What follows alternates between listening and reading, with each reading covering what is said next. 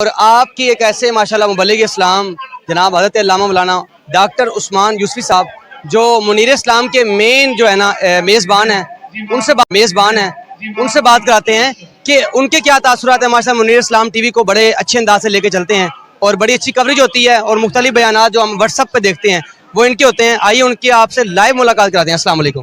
وعلیکم السلام ورحمۃ اللہ وبرکاتہ۔ تو کیسے ہیں آپ؟ خیریت سے؟ الحمدللہ، آپ سنائیں۔ تو مجھے بتائیں ماشاءاللہ آپ کا منیر اسلام ٹی وی بھی دیکھتے ہیں، بڑا ایک اچھے طریقے کے ساتھ جو ہے نا جاری ہے، اور مجھے یہ بتائیں کہ بابا سرکار رحمۃ اللہ تعالیٰ علیہ سے آپ کس طرح عقیدت رکھتے ہیں اور کیا کچھ سیکھا آپ نے ان سے، یہ اپنی زبانی بتائیں۔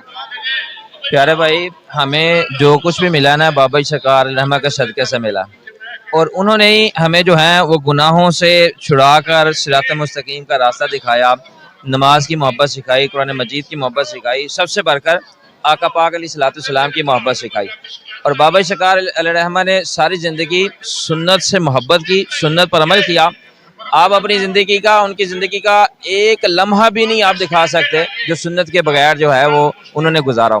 اگر کوئی بابا سرکار علیہ رحمہ کو بائیں ہاتھ سے چیز پیش کرتا تھا تو آپ فرماتے ہیں نہیں، دائیں ہاتھ سے چیز دو۔ یہ ہمارے آقا پاک علیہ الصلوۃ والسلام کی سنت مبارک ہے۔